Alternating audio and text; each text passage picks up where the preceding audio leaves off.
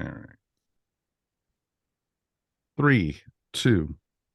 Hey there, Station One listeners, and welcome to another episode. And this is a fun one. This is a crossover. We're joined by the fine folks from Earth Station Trek. We got Alan with us. What's up? We got, of course, Veronica. Hello. And Charles. Hi. And we are going to be talking all about Star Trek, the animated series. That's right. Woo-hoo. We've talked about a lot of the other shows in the past on Earth Station One, and we've realized we never got into talking about the animated series, which ran from 1973 till 1974. And it is a ton of fun if you haven't seen it, folks, because this is the original cast and it has a lot of the original voices, and even some of the guests that they have on it are from the original series. So it's kind of fun to do and look at. And this is going to be, a great way for us to get involved. And of course, we're joined by Mr. Mike Gordon. Howdy, sir. Howdy. How are you, my friend? I am peachy keen and anxious to celebrating the 50th anniversary of the animated series. Isn't that amazing? It's crazy. It's like we can all feel old now. I remember watching it originally. I was excited. It was Star Trek on Saturday mornings and everything. It was like so cool to watch. So this is going to be a good one. And we definitely would love to hear from you guys. Please write us feedback at earthstation1.com. We definitely would love to hear from you. But, we might as well jump in with both feet. Are you ready to go, Mr. Mike?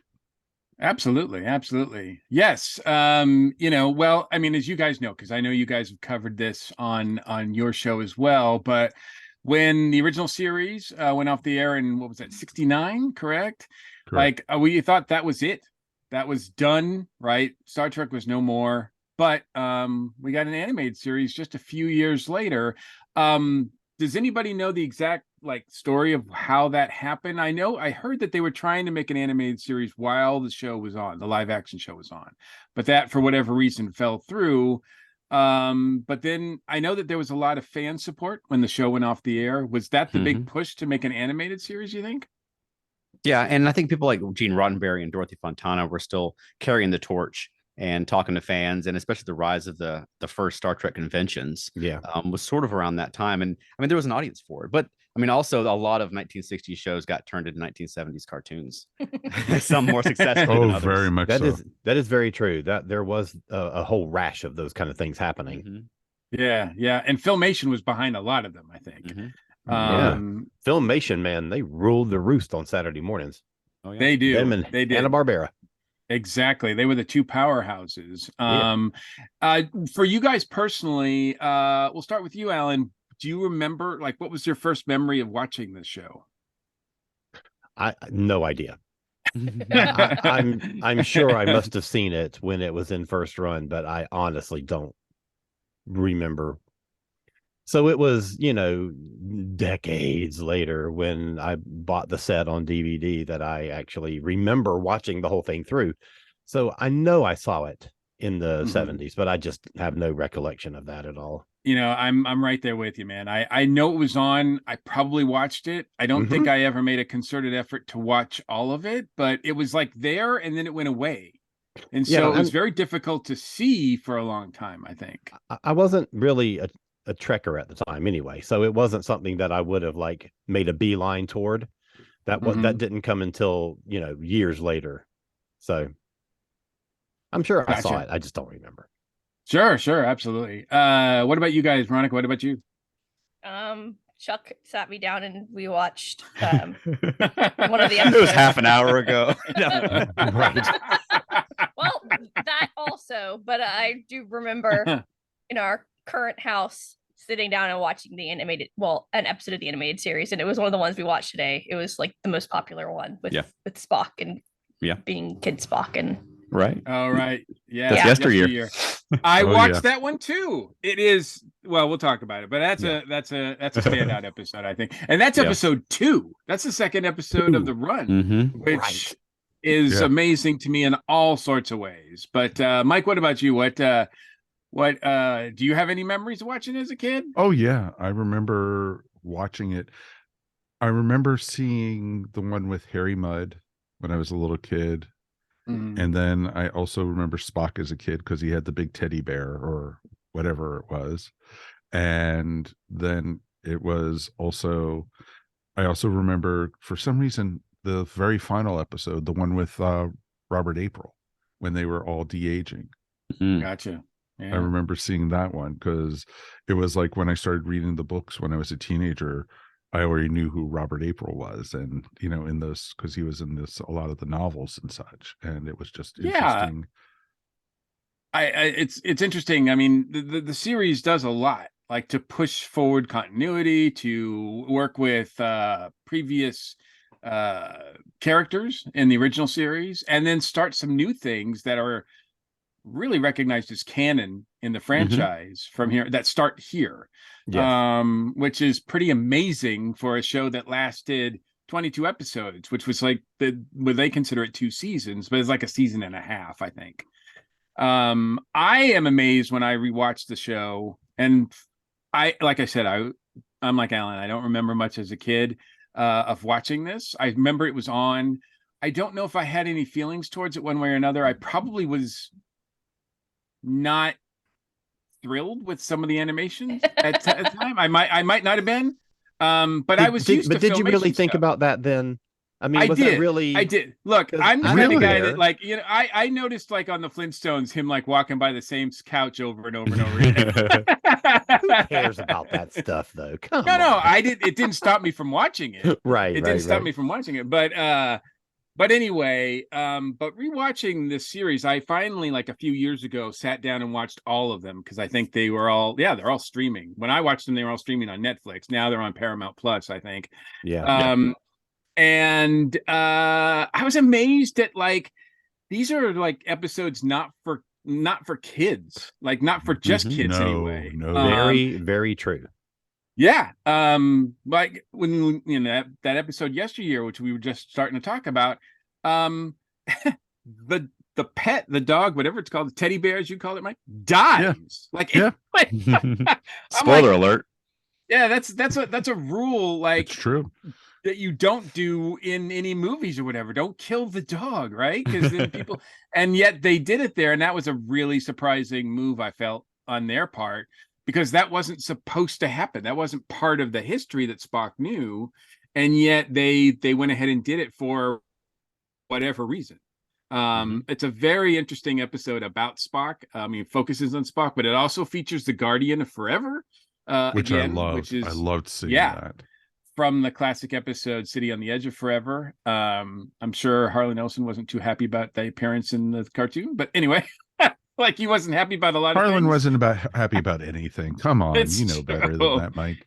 But that one really stood out for me as an example of, wow, this series really tried to do more than just your average kid show cartoon, right? Is that what you guys felt too? Oh yeah. Yeah. And I don't think it was just like story elements. I am just the dialogue that they used, because in the very first episode, Uhura has a line, and I wrote this down so I wouldn't forget it. And it's she says 9 seconds right ascension from galactic plane. You don't say stuff like that in kids' cartoons. So even just the choice of words that they would use was not something that you would normally see in these kind of shows. What was interesting though with the cartoons was that they didn't have to introduce the characters all over again. They just went in like it was a continuation of the original series. Yeah, which was pretty awesome. So that's a good point, because you don't really get any backstory. Well, you do get some backstory, but you don't really, like, it's all the characters are there. Almost everybody from the crew of the first series, the live action series, is there except for Walter Koenig. And I was told it was for, or I read that it was for financial reasons, but I'm like, did he really cost that much more at the time? Well, initially they weren't going to bring back George Takei or Nichelle Nichols either. Right. And really, it was Leonard Nimoy who put his foot down and said, well, you've got to. I mean, originally they were going to be happy with Kirk, Spock, Scotty, McCoy. But he felt like those were the people of color needed to be on the show. That was a big part of what Star Trek was. Sure, and, of course. I mean, if Leonard Nimoy is threatening to back out, then you're going to reconsider. Right, exactly. And, you know, even though Walter Koenig is not part of the cast, he does get a script writing credit He does? in the show. He Yes, has he an does. episode, so he's included in that way as well. Absolutely. Yeah, it's very inclusive. I don't know if any of the guest stars did their voices. Yes. Yeah. It sounded, I was going to say, when I watched Yesteryear with Spock's dad, it did sound like Mark Leonard. Yeah, Mark Leonard, Roger C. Carmel, and Stanley Adams all came back. Yes. Gotcha. I also watched the Tribbles one, more Tribbles, I think, right? Yeah. And Casey Jones, am I right? No, Cyrano. something Jones. Cyrano Jones, thank you. Sounded like the same guy too. I don't know if that's okay. was. Yeah, that's So- Stanley Adams. Yeah. And then everyone else is That's right, James friend Doohan. Kirk. Everybody else is what? I'm sorry. Everyone else is James Doohan. Yeah, that man could do a lot of voices. I think a lot of people are surprised that his Scotty is not his actual, like when his voice is Scotty is not his actual accent. I think he can do several voices very well, but then he does them a lot of times. Exactly. More than he right. does a lot of voices. Exactly right. It's like, wait a minute, that person has the same, because while I was working, I had him playing on my other monitor. And I was just like, working and like, wait a minute, is that the same voice as the other character? It was just, it was interesting. I right from the beginning, when you watch this series, the opening credits mimic the opening credits of the live action show. The theme song is about as close as you can get it without being sued by Alexander Courage. Right. I mean, it's so close. And it the voiceover by Shatner sounds exactly the same. I don't know if he was able to just mimic himself or whether they actually used that audio clip. But and then when you start the episode, it has the same kind of, it starts to like it, every shot is the same way of the Enterprise. You don't get terribly, even though they switched to animation, you don't get any terribly new shots of the Enterprise. It's mostly ones that they could do. It's almost like they were saying to themselves, okay, this is the original series animated. We're not going to do much more than they could do in their live action, although they did do a few things with like characters, and heck, there's one episode where there's a giant Spock, right? So they were able to play around with that sort of thing, but they kept it grounded so that people who were familiar with the live action show would instantly recognize and be comfortable with this, I think. Yeah. Is that fair? Yeah. Oh, very much so. Yeah, I think it's amazing that the Enterprise is the Enterprise. The characters are the characters. They look like themselves. They sound like themselves. If you've ever seen there was a Lost in Space pilot for a cartoon in the 70s, and it's got Jonathan Harris and then a different group of Robinsons, a different group to a different robot. It was, it's the only thing. Jonathan Harris is the only thing the shows have in common, really. Really? So, I mean, Star Trek really could have gone that way, where you could have had like Leonard Nimoy and a couple of kids and a dog, on a rocket. Yeah. Just a few years later, if they was made just a few years later, it would have been Star Trek Babies, right? Right. Well, we did get that in the final episode, so Well, That's true. I do think that this show really did go beyond the confines of the studio that they were in when they made the original series. I think they did a lot to expand what you could do. And you see it in the very first episode where they're on this enormous like pod ship or whatever it is, and that's something that they would never have been able to accomplish. And they do a lot of stuff like that with environments and with alien species and things like that. I think they really made use of the animation while at the same time kept it very recognizably Star Trek. Well, did you see that they actually had the first premiere of something we got a lot of in the Next Gen? We got the holodeck for the first time in this cartoon. And when McCoy and Uhura and I think one other person, they got stuck in the holodeck when the computer was possessed with, the sense of humor, the Practical Joker episode. I think one of the things that it did well was that it expanded the available technology on the ship, where you see the thing that like defends the bridge, with lasers and stuff like that. And instead of having like a big wetsuit to go out in space, it's a force field that enshrines you. So they really stepped outside of what you would expect technologically from what the original series had done, and gave lots of new things, which I thought I loved. I found that really exciting. And they do that while bringing back like Koloth and the Klingon ships and the Romulans. They can bring in the Kzinti, but also have a Gorn in the background of a scene. Like there was a real effort to make it Star Trek, but then also make it Star Trek with an animation budget and without the constraints of live action, we'll say, because it wasn't an expensive show, but they could do so many more things than they could do in live action. And I mean, from that first episode, just that ship is incredible. Yes. And far beyond and beyond the farthest star. I almost said far beyond the stars and beyond the farthest star. And you get that alien guy on the screen. And it's just like an epic science fiction from the very first episode. Exactly. And it felt like the old series, like the episode where they went to the center of the galaxy and they ran into like the folks from the Salem witch trial and the one who looked like Satan. And it was just awesome. That felt like that was right out of the original series. And it was like, I wonder if that was an original script or something that they just didn't use and they put it into the animated. What I love about that one is it's the moral at the end is sort of like, well, Lucifer's not so bad after all. He's just a guy. Exactly. He's just this guy, Enjoy your cereal, kids. Exactly. It's okay to like Satan. Exactly. Don't forget to buy your Satan toys later tonight. Last week they were crying because Spock's pet died, and then this week they're like, Lucifer's okay. I'm like, what are they teaching these kids? I actually loved it that Spock's Cellet died. I mean, that's something that one of the first losses a kid goes through, hopefully, is having to deal with losing a pet. And I think that's something that's a nice weighty material for a kid's cartoon that's directly appealing to the kids.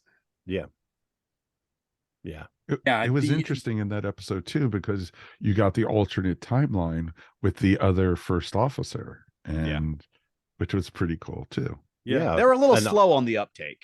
If you come through a time portal and no one recognizes Spock, maybe be suspicious. Why is this practical joke? This is getting pretty annoying, guys. And how do you know it's an alternate timeline? Andorians aren't blue. Wah, wah. Right, exactly. I love me some Andorians, so it's nice to see that. But alien races. Okay, we mentioned that Chekhov was not a part of the cast, but then in the replacement of him, they introduced Lieutenant Eric's, who I believe, and you're going to have to correct me, especially if I'm pronouncing it wrong, but is an Endosian, right? Now, that's a completely new species as far as I'm concerned, as far as I know, and I don't know, is this the only time that Endosians, or particularly Eric's, appears? Lower Decks brought a couple of Endosians in. Yeah. Oh, really? Yeah.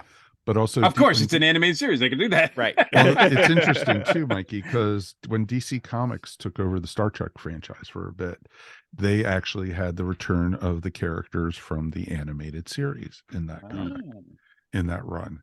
So they were, both of them actually returned, the helmsman and the communications officer. Yeah. They were both in the Star Trek New Frontier books as well. Oh, very cool. Very cool. The fans haven't forgotten. Yeah. The fans they don't forget anything. That's right. Right on. So what about other episodes or other things about the series that you feel like was, I mean, you mentioned the adult stories, and I think we have to credit, I guess they were not really considered showrunners, but it was Dorothy Fontana and David Gerrold who were basically in charge of this show, right? Right. Yeah. And I think they're the ones that kept the quality of the stories up. I mean, I think they're the ones who really are should be credited for that. And I know, like we said, that we keep harking on the pet dying, but people died too. Characters died in this series too. They were not afraid, and that surprises me that got past like the TV code people or whatever, because I was like, that should be a no-no, right? It's interesting because they basically were making Star Trek. This is basically the original series, season 4. And they wrote it exactly like they were writing a new season of Star Trek. It's just that it happened to be animated instead of live action. and half an hour instead of an hour. Right. But basically, there's no real tonal difference between the original series and any episode of animated series. Yeah. And they were able to do so many cool aliens. I love those Yes. guys in Eye of the Beholder, like the sort of slugs with like prehensile trunks. Those guys are some of the coolest aliens in Trek history. That's a race that I want to see come back. Yeah. Whether it be on, Discovery so we can actually see them, or I mean, it's something that Lower Decks should definitely do. Oh, very much so. I'd also would like to see those plant people come back, which would be really cool too. Yeah, they've referenced the Phylosians, but I don't think that we've seen one on Lower Decks. Mm-mm. Didn't we though? Did we? I thought so. I'm sure we did. I don't remember though. So okay, I defer to you in all of these matters. You're probably right.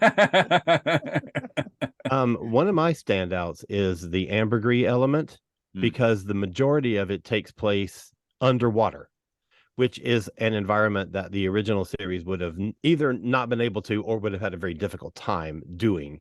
And I think it's such it throws our main cast into a whole new environment that they have never dealt with before, and I think it's so fascinating. And of course they're transmogrified into like water breathers and all this kind of stuff, and I just love it. I think it's great. I think it's very imaginative. I think a lot of these episodes are very imaginative. The only problem I found with some of them were that sometimes a lot of like the larger monsters and stuff, they all look the same no matter what planet they went to. It always felt like they reused the animation or something. It's like, well, that's one thing about the animated series. A dragon might jump out at any time, no matter what's going on. Well, one thing is definitely true. Whether a dragon jumps out, or it's a large bird, or it's a bird-like monster, they're all going to have exactly the same cry. Exactly. Well, in the first episode, one of the monsters had Godzilla's cry. What do you mean? Oh yeah, that's the beast that kills the aforementioned pet that in yesteryear. It sounded like Godzilla. I was like, is Godzilla attacking him? Exactly. Mashup time. I'm like, I guess Filmation had the rights to Godzilla too at the time. Maybe, I don't know. Actually, wasn't that a Hanna-Barbera series later? Maybe. I think so. Anyway. I have a question real quick. I don't mean to cut you off. Absolutely. We all watched this as kids. Veronica, you're the only one of us who watched it for the first time as an adult. Yeah. And after already seeing like Deep Space Nine and things. Yeah. So I mean, how does it hold up for an adult viewer if you don't have that, nostalgia for being 10 years old and watching it? I mean, it's the same as any cartoon to me, and it like you guys have been saying, it felt like Star Trek original series. It just happened to be animated in the style of the Flintstones and the Jetsons, so, which I didn't watch as a kid. So it wasn't a huge shocker to me. I wasn't expecting like super flashy animation, because even the shows I watched as a kid, I was more likely to watch the Jetsons and the Flintstones than any of the other. Yeah. Do you think it works as Star Trek? Oh yeah, absolutely. Good. I think I really like how they were able to pull in a lot of other alien type things, because you do get a lot of different noses and foreheads aliens. That's true. But you're able to expand it beyond that in animated series and in books. Right. So yeah, you get trunks. That's right. Michael Westmore was not an animator; he was just a makeup guy, Right. and with dare I say, fairly limited budget or scope. Right. Yeah. And crinkly time. foreheads, noses, and that's what's I think most of what he did in Next Generation. But they could play around a lot here. As far as, and that's an interesting point, because I still feel like I'm watching as a kid. I mean, I'm sort of surprised. I can sort of watch it on both levels because I think I'm kind of a man child. So when I watch it, I'm like, ooh, exciting. And I'm like watching it. I'm also thinking like, wow, when I was a kid, I probably thought some of this was boring. I could some see of it that. might have gone over my head, or some of I need action at certain points, and it wasn't as silly as a lot of cartoons at that time were. No, it wasn't. No, not at all. It was yeah, the practical Joker and things like that. But yeah, it wasn't Flintstones silly. Right. No. I mean, the practical Joker is the next to the last episode, right? Mm. So it's like so late in the run. Well, Right. no, it was 4 from the end, but still. Nobody was watching by the time it got to its second season. So. No, you didn't have the great kazoo pop up or whatever, you know. Dum. Hello, dum dum. Yeah, Interesting. when I think about the stories though, when I'm not watching it, I still see them through my mind's eye watching it with a kid as a kid. I mean, I before I even saw the show, I had read Alan Dean Foster's Log One, which was the first 3 episodes, which are fantastic episodes and epic in scope. And you have that great cover on the book of Spock looking over the city of Shakar. And then so when I saw the show, and I'm like, oh, this cartoon is from that book. Rather than the other way around. That's awesome. But I mean, That is cool. There's a lot of great imaginative science fiction in the show, whether the animation could always pull it off or not. Right. Oh, it was awesome to be able to see the different types of shuttlecrafts, or even the hovercraft from the Enterprise that floated above the water and everything like that. Yeah. You wouldn't have been able to see that on a live action show at the time. And the Aqua Shuttle. Exactly. Aqua Shuttle. Yes. Yeah. One of the things about it to me, like I think that probably my least favorite episodes are the ones that tried to be they were sequels to things that happened on the original series. I think so much of this show is very imaginative and creative, and it goes beyond what the original series did in a way that only an animated show could do. But then it would step backwards to me and do a Mud episode or a Tribble episode, and and I don't enjoy those as much, just because it's not something that's going forward. It's not something new. You know what I mean? Right. Going back to Shore Leave Planet. Exactly. But Exactly. you got the Glommers. That's true. The Glommers are cool. Yeah, I do love they the were cool. Glommers. Never mentioned again. Nope. Right. You know, I could have done without the whole thing with Harry Mudd and the love potion, and that was like, really. Now I think that when I was 11, I was like, hey, Harry Mudd's on this. Oh yeah, well, exactly. But it's funny because now seeing that we've gotten Discovery, where we had Rainn Wilson playing Harry Mudd also, and some of the thing, and how vicious he is compared to the Harry Mudd in the old series. He's lovable and almost like a cupcake compared to what Rainn Wilson was playing him as. Right. And if you're gonna basically just make it a completely different character, just call him something else. Yeah, exactly. Don't call him Harry Mudd. That's just stupid. I like both Harry Mudds. I do too. I do too. But I feel like they're not even the same character. So why do it that way? But I do love both of them. Oh yeah. Yeah. Going down a rabbit hole. We'll get off the Discovery commentary, because I could go on for that as well. But I'm gonna you guys mentioned that it's a smart show. It's got really cool sci-fi concepts, and I think part of the reason too is because you've got some real smart sci-fi brains behind this show writing episodes. Definitely. Whether it's Samuel A. Peoples or Larry Niven. Larry Niven. Yeah. They adapted a Larry Niven story. Like, No, Larry Niven did. Yes. yeah. Who does that? That's outstanding. Larry Niven does. Exactly. Because that's part of his contract, I guess. But that to me is like saying that they're not afraid to like really embrace science fiction and science fiction concepts, which is pretty cool. Because most of the other cartoons that I was watching at the time were just like punch, punch, bang, bang, like that kind of thing. Yeah. Whereas this one is exploring things a lot more. And that's probably why the series got an Emmy as one of the earliest Star Trek, actually the earliest award to a Star Trek series, in their history, went to the animated series for Outstanding Entertainment Children's Series. Which, if they were killing people left and right and having all these, mind-blowing concepts, that was still noticed as being a cool program for children, which was kind of cool. Right. Yeah. Which probably means they didn't watch the show. No, just kidding. All right. So we kind of talked about this a little bit, but I know that there's always been, I think it's less now, but for a long time, especially once Next Generation came back and they started building this sort of expanded universe with Deep Space Nine and all of that. the fans were wondering, where is the animated series? Is this canon? Is this not canon? Does it count? Should we watch it, et cetera, et cetera? Should we spend time with it? Where do you guys stand on that sort of thing? First of all, I don't know, has it been established that yes, this is canon? I think they have, because I mean it's Star Trek and it was on TV. I think it's more canon than any of the books are. Right.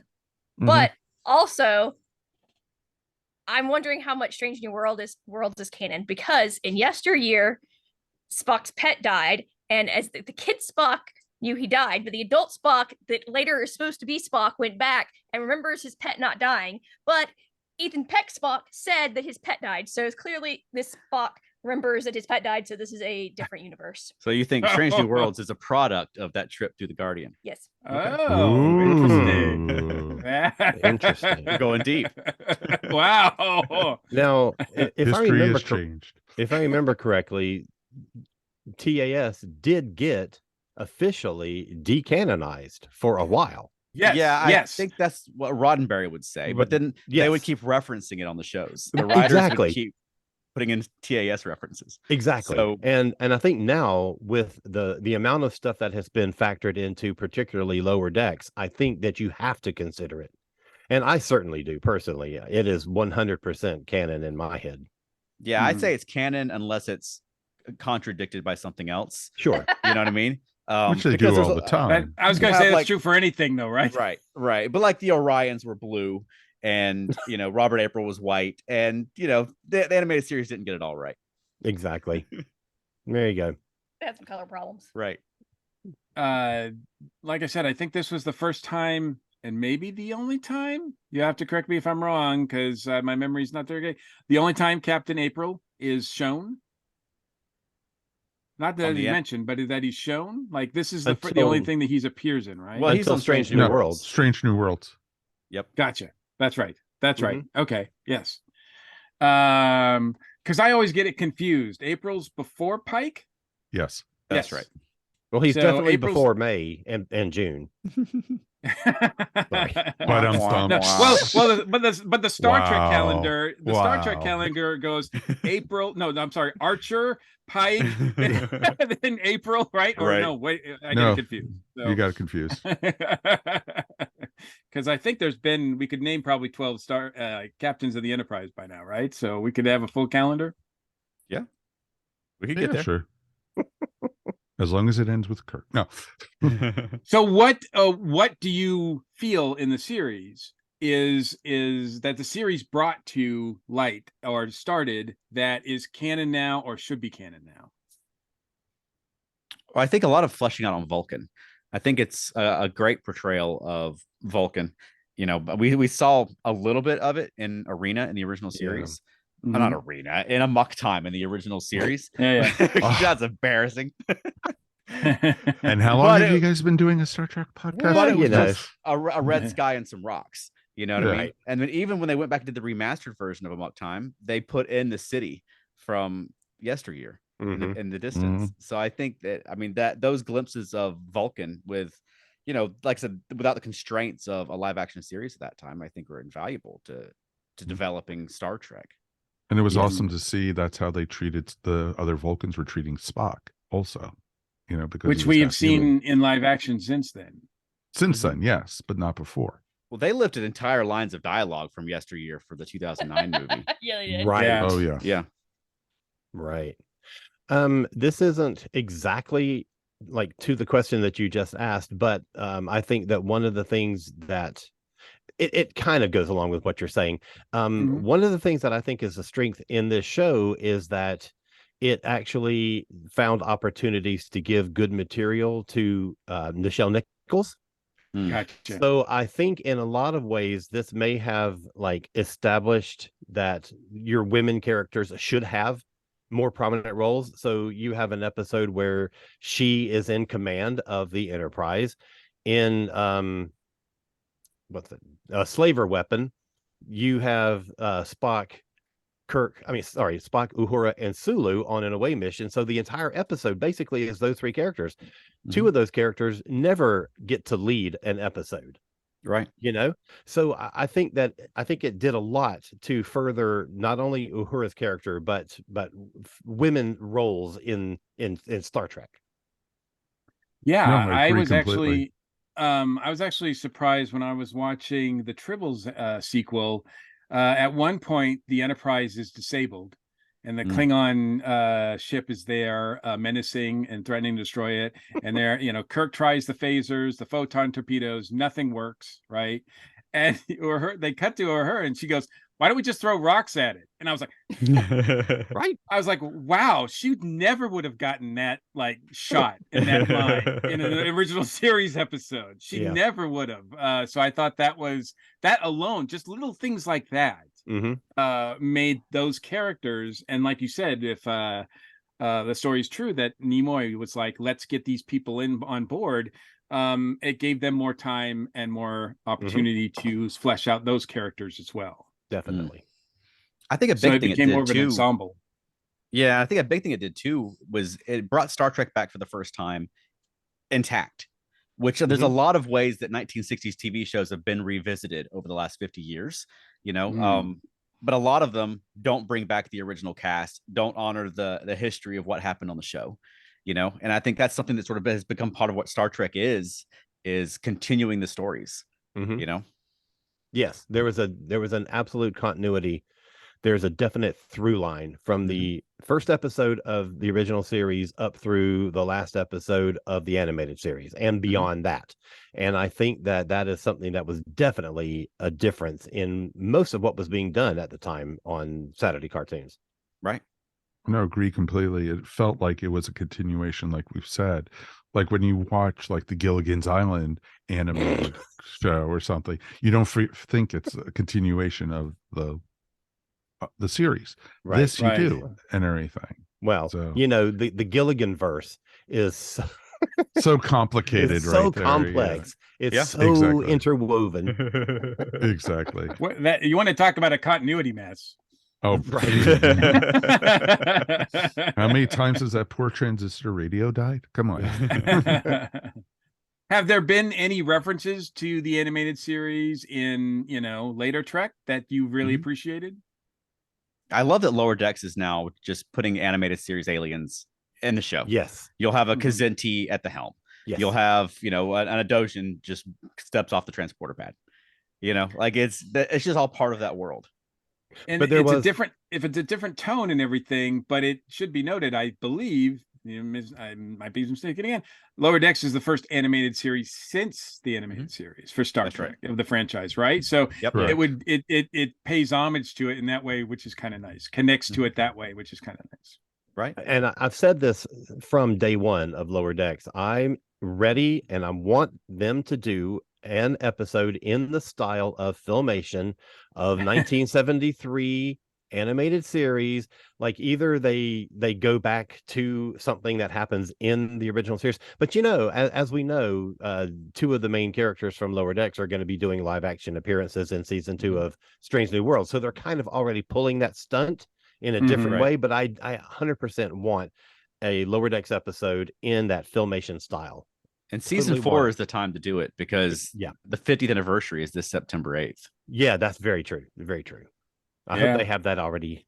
I know, but if they're listening to Earth Station Trek, then we've been talking about it for a couple of years. They do. They've got no excuse. They do. And when I say that, I mean to every detail. I mean, when you watch the original animated series and you look at the coloration of the animation, why could they make teeth white but not the white of the eyes white? Why? So that I want that detail, maintained in Lower Decks when, and I say when they do their Filmation style episode. It would be nice. Kind of like the Tribbles episode with Deep Space Nine, where they go back and it's like it looks like the original series Klingons. It looks like the it's like they went back and actually interacted with an episode, the original series style, which was kind of fun. So something of that nature you're talking about. 100%. Oh yeah. And on Lower Decks, anytime you see Kirk or Spock in a photograph and that sort of thing, they're animated series style. They've done that up to this point. Yeah. Well, I hope that happens. I would love for that to happen. I unfortunately have lost faith in Paramount for years now. Ever since, when they had the 50th anniversary of the entire franchise, they dropped the ball. They didn't do anything. Yeah. Which was Well, they had a surprising to movie. me. They had but a it movie. wasn't but it didn't really celebrate the 50th anniversary, not like another franchise we could name, which did really like went balls to the wall as far as celebrating 50 years of Doctor Who, right? Like, Yeah. I was like, okay, Who? What? a couple years from now, it's going to be Star Trek's anniversary. It's going to be a big deal. They're going to do a lot of stuff, and wah, wah. Like, they just didn't really do much, right? Right. Suckers. You would have thought that the one thing that would have happened would be a Google Doodle, and there wasn't even that. I mean, there was nothing. Right? Squat. Yeah, sometimes I don't know if now that was a different time. That was years ago. So who knows? This now with everything that Star Trek is, all the money they pouring into Star Trek, all the shows they've got going on, possibly a movie franchise. We don't know. It's a flip a coin whether it's on or off, right? Totally. And there's a lot of stuff coming up ahead. So it sounds like it's really an exciting time, and maybe, just maybe, that the people that are in charge will actually do some more things in reference to anniversaries and all of that thing. I mean, just like it's on a different side, but I'm like really hoping that this last season of Picard is really like a final love letter to Next Generation, right? So I will see, but Yeah, I think that the people who are currently running Star Trek, I can't see them dropping the ball on a big anniversary in a few years. I just don't think that's gonna. I really feel like they will do something that's going to, like, because it'll be 60, right? 60.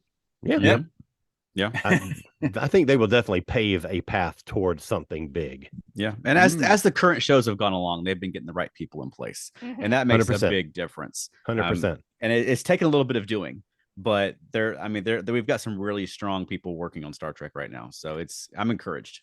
And just looking at the fact that every year they do something for Star Trek Day, they do something for Picard Day, First Contact I think Day.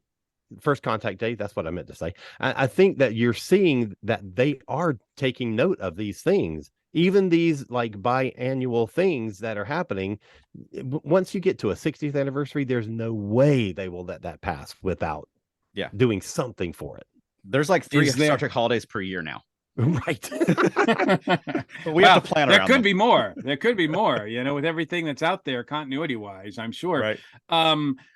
They are is there someone I'm struggling to think, is there someone that is the person in charge of the whole franchise, or is it still delegated out to a bunch of people? Alex Kurtzman is over the whole thing. Yep. But then you've got like Terry Matalas and Michelle Paradise and Mike McMahon and the Hageman brothers, and they're all they've got their own shows but he's sort of the guy over the whole thing and keeping everything organized and bringing new people on board. He's the orchestra conductor. Is that true of just the TV material, the streaming stuff, or is that true of the movies as well, or potential movie or whatever? Who knows? We'll see. If a movie gets off the ground, we'll find out. Right.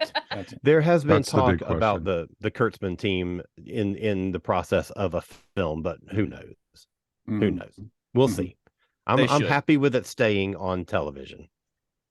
I do think, getting back to the animated series now, obviously it's a shame that it only went 22 episodes, especially as long as most of the cast was still around. There was no excuse for why they couldn't do voice work, right, for a new Star Trek series if they wanted to go in that direction. So it's kind of a shame that hasn't happened. Obviously, if it was to happen now, there's a lot of people that would be missing from that. Of course. So I mean, you wouldn't have all the voices that James Doohan was doing. So That's true. you had to. That's like his son's not too bad. Yeah, that's like 3/4 of the universe. Right. And then women were all Majel Barrett and Michelle Nichols. Exactly. Exactly. Well, we talked about it, kind of hoping, might be cool to have it interact some way with Lower Decks, but would you like to, how about seeing some other like animated series well, we haven't talked about Prodigy, and that's its own thing, but I mean, now there does seem to be a case for a legitimate case for Star Trek animated shows. Do you think more is welcome? Oh, sure. Oh, yeah. Definitely. I think so. And I think more in the style of the animated series would work. You've got shows like Archer now, Right. or Space Ghost that are deliberately throwing back to that style. I mean, I say get Shatner and do a Captain Kirk Archer. I would watch it. Yes. Oh my gosh. Now I want that to happen.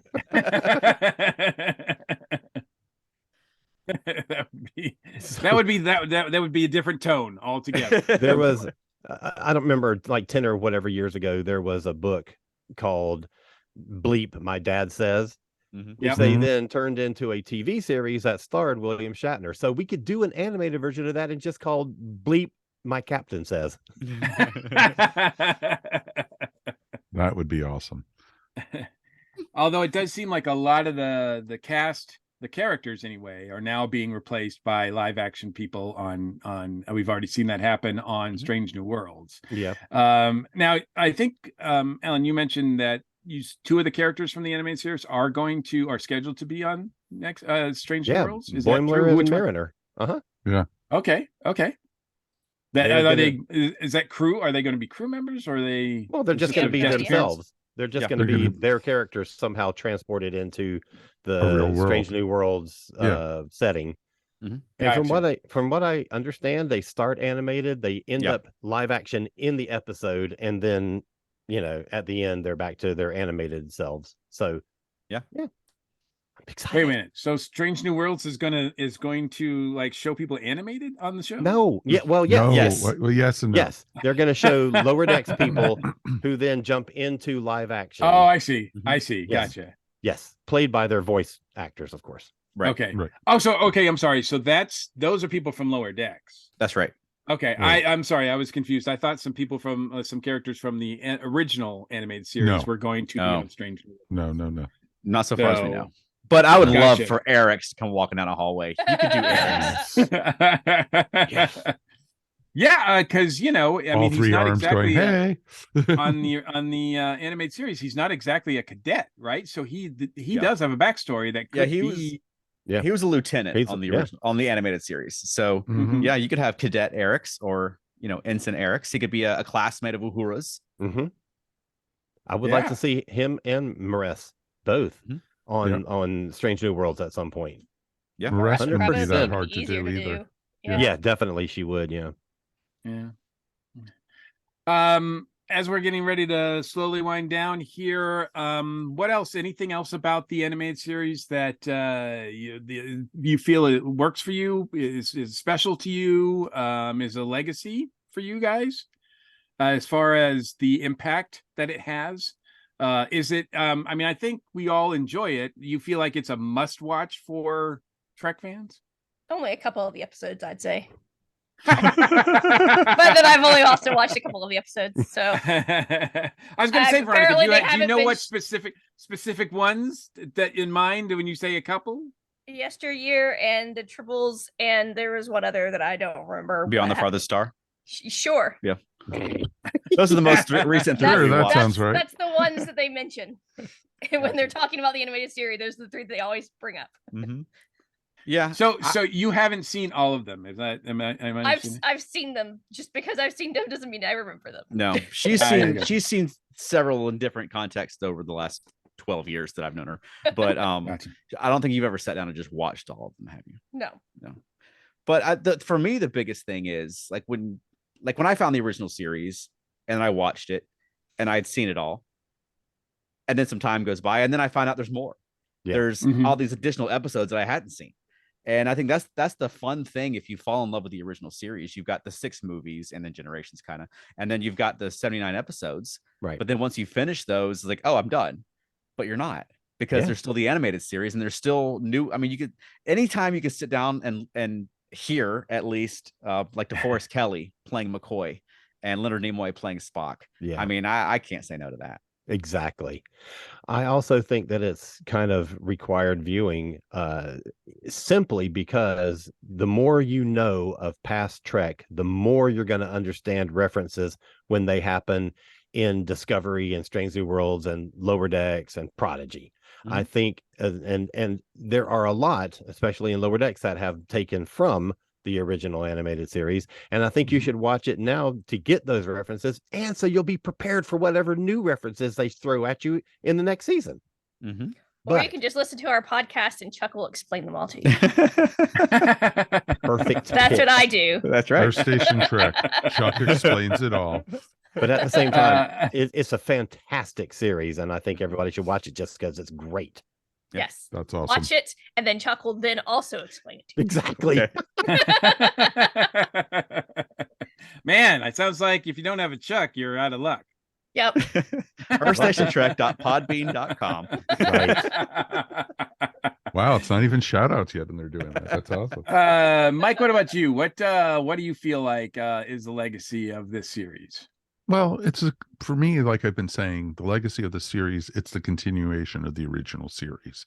It is the fourth season, and it's fun, and it's wonderful hearing, DeForest. It's fun hearing Leonard Nimoy. It's fun hearing James Doohan in multiple characters. It's, and it's Shatner, and, I had a Shatneriest out of, and it's just like, it's fun. The only thing there was missing was a, Green Orion slave girl or something for him, and even that warrior woman was coming on to him in that one episode. And he was like, "Oh, I don't have the time for it right now." It's like, yeah, it's Saturday morning. That's why. Well, that and the episodes were half as long. So he's like, I've really got to get this done. Exactly. Well, thanks, guys. I also think I think the Star Trek animated series stands on its own. It's good to watch for the sake of getting early references and all that other stuff. But as we've all talked about, it's good Star Trek. Yes. It is the people that made it. And again, shout out to David Gerald and Dorothy Fontana. They treated it seriously. This was their fourth season of Star Trek. They did not go in and do anything different that they wouldn't have done on a regular Star Trek episode, except, as we pointed out, it's a little shorter, and maybe they could expand, they could have a huge set instead of we're not constricted to budgetary reasons. Although, let's face it, the animation was kind of limited in a lot of ways too. Oh, so were the sound effects. Whenever the Enterprise got hit by anything, it sounded like a car was hitting. Two cars were hitting or something. I think the music was great. It was definitely of that time, but when I hear it, it's dramatic, much the same way that the original series was dramatic, even though they're done by different people. And it's about exploration, it's about science, it's about science fiction concepts that I feel like is not I don't want to say it's not part of Star Trek anymore, but it's like it just feels like they are reminiscent of what the original series was trying to do, as opposed to concentrate on being a character drama, which is what a lot of TV is now, right? They were exploring concepts as writers in addition to exploring concepts as characters.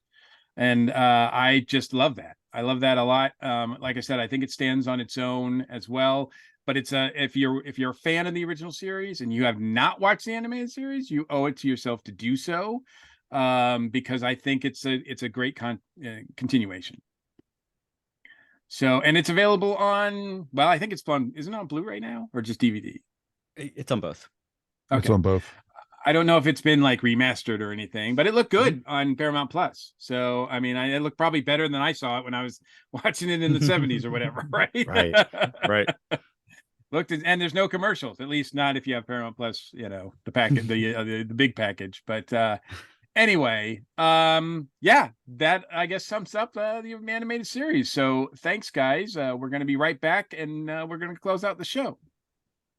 Cool. This is the part now that we usually use for our YouTube folks. And we're going to just, talk a little bit. we have the Earth Station Trek people. Where do let's ask you guys, Earth Station Trek, all Star Trek and everything. What are your origins with Star Trek? Each one of you guys. Let's start with Veronica, actually. So I remember watching not Enterprise, sorry. The Next Generation. Next Generation. My brain's a little foggy. Buggy? Yes, exactly. But I remember it being on in probably reruns at my grandma's house as a kid. And that was pretty much the extent of my Star Trek knowledge until I met Chuck. I mean, like, I knew about Kirk and Spock.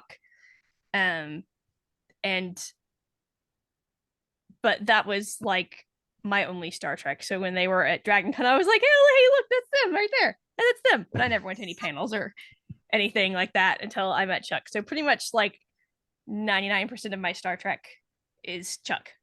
That's awesome. Sometimes because he shoved it down my throat. And I'm like, oh, this tastes good. I'll go ahead. Okay, it's one of those shows now. Okay, Chuck, since you shoved it down her throat. Right. What are you gonna do? I grew up with Star Trek. My parents were fans of the original series and of the movies, which were current when I was a kid. And then Next Generation started when I was 6. My parents had it on in the house. So at first it was something my parents watched. And when you're 4 or 5, you just watch what's on with your parents. But then, I mean, as I got 9, 10, 11, 12 years old, and I just fell in love with the show. And the big thing for me was discovering that my uncle had a collection of the Columbia House original series and then the first 2 seasons of Next Gen. And so that his collection was at my grandmother's house. And so I would go over there and I mean all the time and just spend hours, days, weekends, weeks watching the original series over and over and over again. And at that time, Next Generation was still new. So I was following along with that. And I mean, from Next Generation when I was 6 years old to the end of Enterprise when I was 24, was the run that sort of 24th century Berman era run of Star Trek. But I mean, that's a huge part of my life, age 6 to 24. Sure. So I mean, Star Trek was on week after week, and I loved it. So I'm glad that it's back now, and it's the original Star Trek is my favorite television show of all time, and it's probably the most influential piece of art on me and my creative work that more than anything else. But I mean, that franchise as a whole that's my first love. And as many franchises as there are now, I'll never find another one that I love the same way that I love Star Trek. That is awesome. What about you, Alan? Well, I grew up at the time of the original series, but I didn't get sucked into it for some reason. I don't understand why. I was a Lost in Space kid, and I loved all of those kind of shows, and somehow I just didn't get into Star Trek. I don't know why. I had lots of friends who were all like seriously into that show, and I was just like, So it honestly wasn't until, and I was aware of it, I knew Kirk and Spock and McCoy and Scotty, Uhura. I knew who the characters were. And I knew a little bit about the show. So it wasn't until I had friends in 1982 who dragged me to see Star Trek II, The Wrath of Khan in the theater. And I was like, I don't want to go see that. And they're like, well, that's what we're doing. So you're coming with us. And I'm like, fine. So I went in and I sat down and I watched this thing. And the thing that got me was that this was really my first sit down exposure to Star Trek. There was a new character, Saavik. This was her first exposure to Star Trek. So I really connected to her. But as the movie was going along, I found myself really like I was getting into all of it. And at the end, when you have the big, Kirk and Spock moment and Spock is about to die, and I'm like crying and I'm like, I don't even like this show. Why am I having this reaction to it? So that movie 100% hooked me and sucked me in. And so for the next 5 years, I watched the entire original series in reruns. I got involved in Star Trek role-playing games, and I just did everything. And then 5 years later, the first episode of Next Gen came on, and I was like, that was it. So oh yeah, you made it so. Got it. I did make it so, yes. Yes, exactly. All right, Mr. Mike, what about you? Because I think we've talked about this in the past. Oh, we've covered Star Trek. We've talked about Star Trek all like on this show a lot. And for those people who don't know, I'm a big Trekkie. I grew up with the original series in syndication, and I loved it. I can't ever remember a time in my life that there wasn't Star Trek. At least early on anyway, growing up. When Star Wars came out, I liked that too, but there seemed to be like a divide forming. Like people were like either Star Trek fans or Star Wars fans, and I couldn't understand it because I liked them both. My Although dad was I Star found Wars, so that's kind of why I got stuck on the Star Wars side. I found myself getting I defensive could for see Star it. Trek, defending Star Trek a lot, because a lot of people are Star Wars fans or whatever. But I had I had Kirk, Spock as Migos. I had the Enterprise play set. I went to the movie, motion picture. I love Star Trek 2. I still feel like it's one of my favorite movies of all time. I never get tired of Star Trek 2. And a lot of the episodes still hold up as well.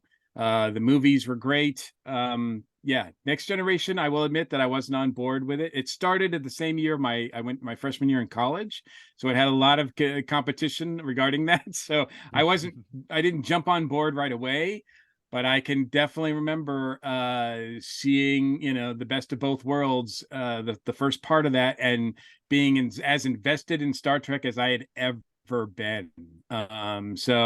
It is definitely a franchise that means a lot to me. I will say recently we have not really agreed with each other. Our relationship has been strained, we'll say, but that's a whole other argument. But I love the franchise, and I'm glad it's continuing in some form. That's awesome. That is really awesome. For me, it's somewhat similar to you that, I grew up with Star Trek. Star Trek was Saturday morning cartoons, or it was after school and syndication. And I don't ever remember a time without Star Trek in my life. It was like on every single day, in the afternoon. You had cartoons, and you had Ultraman, you had Johnny Sacco and his giant robot, or Marine Boy, and, the Addams Family, the Munsters, and Star Trek. It was, and then Gilligan's Island and all the others. And it was always, syndication. And yeah, I didn't go out and play it out a lot because I was too busy watching all the stuff on TV. So it was always great. And, then in 1978, I discovered a silly show from the UK called Doctor Who. And then I was, hooked on that for pretty much. And, it Derailed. it derailed everything. Star Wars, Star Trek, Batman, anything. If it didn't have a blue police box and a dog named K9, I was not interested. So it was real interested to do. But I remember how excited I was with the movies, taking my dad for his Father's Day to go see Star Trek 2, Wrath of Khan. Then being able to go see, going to watch. I was already in college. I think I was already a sophomore or junior for my first degree, when Next Gen came on, and we were in a hotel room in Canton, Ohio, or something, because we were going to the Football Hall of Fame, and it was like, wait, we got to be at the hotel because Next Gen is on and everything, and it was just awesome to see that, and totally being hooked and impressed with the new cast. And it's like, well, he's not Captain Kirk, but he's still pretty darn cool. So it was awesome. And just what you got with that. And then continuing into with all the Renaissance with Enterprise, and then all the new stuff that's on Paramount, and even the Kelvin universe and stuff. It was a lot of fun stuff that you got with Star Trek. And I watch it all. I love watching it, what they've done with it. And it's just, Star Trek is always going to be one of my favorites. And watching the animated series like we did, having it on, it was almost like comforting to me, hearing voices that I knew and loved, and everything. So it was pretty cool to see. So we definitely would love to hear from our viewers up on YouTube. What about you? Where did you guys start with, Star Trek? Did you start early on, or did you come into it later? Definitely would love to hear you guys, your opinions on that. put it underneath.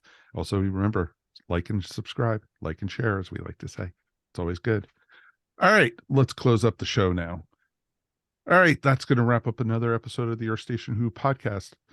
Earth Station Who? What am I kidding? God, where's my brain See, today? you start talking about Doctor Who, you got derailed again. I got derailed again. Wow. Damn it. So that's going to wrap up another episode of the Earth Station 1 podcast. Let's thank our guests for being here. Veronica, thank you as always for joining us. Yes. Anything you want to promote or anything? So listen to Earth Station Trek.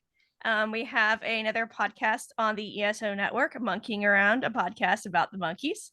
And Chuck and I also have a little puppet performance company, Felt Nerdy. Check us out, feltnerdy.com. We have some shows coming up, which the most coming up one is probably going to come out. Okay, so I'm not the only one. I'm not the only one tonight, folks. This is good. It's the coming upiest. It's the coming upiest. It's the raviest. Yeah. That's awesome. Definitely find them on the Earth ESO network. Very cool, folks. And Charles, thank you, my friend. You're welcome. Anything you want to shout out about? Yeah, I'm on Earth Station Trek and Felt Nerdy and Monkeying Around, a podcast about the monkeys. Yeah. Awesome. I love what you guys are doing on the monkey stuff. It's thank you. Tons of fun. By the way, you guys have blown me away earlier today when you were talking about like another universe spewed off from the animated series. We have the Kelvin universe, which is the movies. Now I'm thinking we have the Chaya universe, maybe? Like one where the beast is alive and one where the beast is dead, right? So that is really interesting. It's Schrodinger's Chaya. Wow. That is awesome. And Alan, sir, always an honor to have you on the show. Well, thank you so much for the invitation. Anything you want to promote? Or shout out about? It doesn't even have to be your music podcast. It could be. We have another 10 minutes. We're gonna be here a while. 10 minutes. Well then. Okay. So yeah, I am part of Earth Station Trek, just like my buddies Veronica and Charles. But I also have another podcast on the ESO network, and it is called Modern Musicology. And it is a show that ranges in topic from, it can be anything. It can be concept albums. It can be a Beatles retrospective. It can be metal. It can be prog, whatever we think of. Our next episode, we just did an interview with Richard Evans, who wrote a book about the rise of electronic pop music in the late 70s and early 80s. And we're going to jump from that. Next week, our next episode is going to be the albums of 1973. So. Oh, very cool. Which is when the animated series debuted. So, wow. How what a about nice that? What a tie-in. Who would have expected that? What a segue. Yes, very much so. What a segue. Of course. And Mr. Mike, we've made it through another one, my friend. We have. And as always, it's my pleasure. Anything you're going to shout out about, sir? Yes, I want to give a big shout out, a huge congratulations, high five to my cousin, Ryan Suffren, for his Grammy win for Best Music Film. He co-directed Jazz Fest, a New Orleans story. Cool. He accepted the Grammy. It was cool to see him. I saw pictures of him on stage. I didn't actually see the video. If anybody wants to hear from Ryan himself, talk about the movie and other stuff, his career, please check out our episode that we did last year. It's episode 639, where we interviewed him and all sorts of documentaries that he's worked on. But obviously, I can safely say that nobody else in my family is even close to getting an EGOT, but he is now 1 down and 3 to go. So I'm so excited. I'm so excited for Ryan, actually. Very cool. And I know he's getting a lot of hate mail from Adele fans. So I hope he's able to weather that storm. But anyway. Is he nominated for an Academy Award for Best Documentary? I don't know if that, what? That's a good question. I don't know if that one's up for that award or not. I should check that out. Oh, definitely. Yeah, he might be able to get 2. Exactly. He might be down to 2. And he might become the most famous member of your family yet, sir. So, but compared to a podcaster, that's nothing, of course, Nothing. I know. I'm not. Yeah, I'm all not those offended. podcast riches we're living in. It's awesome. It is very cool. Not to bring the show down at all, but for those who have been paying attention to the news and such, yesterday, as of this recording, there was a horrific earthquake in the Middle East, and a lot of Turkey and Syria was destroyed beyond belief. And it is one of the strongest earthquakes on modern record. And I think it's over 6,000 people have died because of it as of earlier today.